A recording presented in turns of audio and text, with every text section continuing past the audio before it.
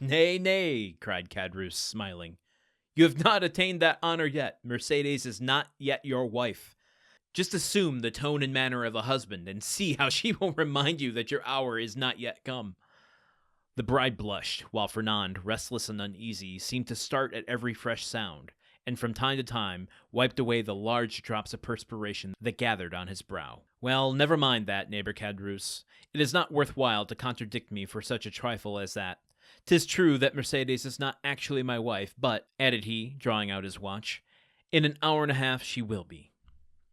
A great exclamation of surprise ran around the table, with the exception of the elder Dante, whose laugh displayed the still perfect beauty of his large white teeth. Mercédès looked pleased and gratified, while Fernand grasped the handle of his knife with a convulsive clutch. In an hour? Inquired Danglars, turning pale. How is that, my friend? Why, thus it is, replied Dante. Thanks to the influence of Monsieur Morrel, to whom, next to my father, I owe every blessing I enjoy, every difficulty has been removed. We have purchased permission to waive the usual delay, and at 2:30 the mayor of Marseille will be waiting for us at the city hall. Now, as 1:15 has already struck, I do not consider that I have asserted too much in saying that in another hour and 30 minutes, Mercédès will have become Madame Dante.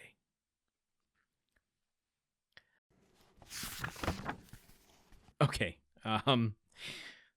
to reference the movie Scream, this is the moment when you shouldn't say, I'll be right back. Like, is Dante tempting fate a little too much?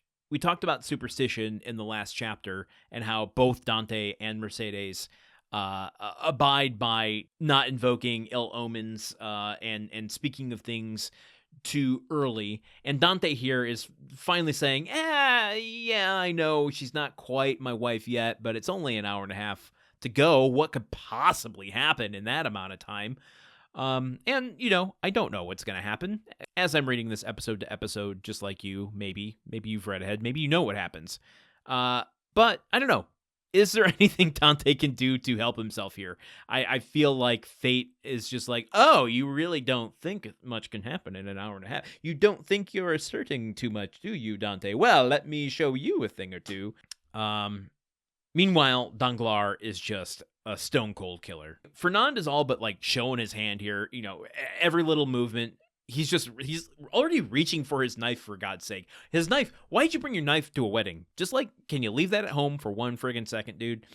But Danglars is just playing the part to a T.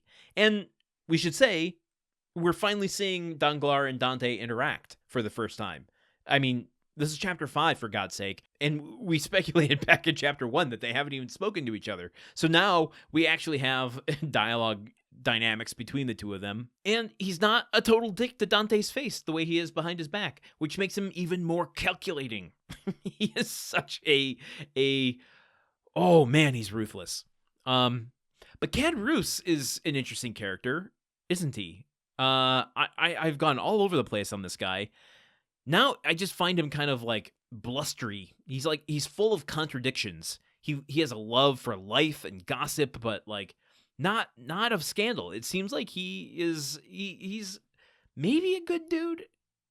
I don't know that I want to go that far yet, but he's not as evil as he was made out to be when we were first introduced to him. I would say more crass than anything. Just lacking a social filter of decorum, perhaps.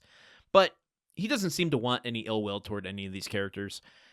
Anyway, we've got a lot more wedding shenanigans ahead of us as we continue with Chapter 5. I will see you here tomorrow, folks, for more of The Count of Monte Cristo. Okay, bye! The Countdown of Monte Cristo is part of the Gruntwork Podcast Network. This show is produced, edited, and hosted by Landon Solano. The original text of The Count of Monte Cristo by Alexander Dumas. Theme song by Magic Solo.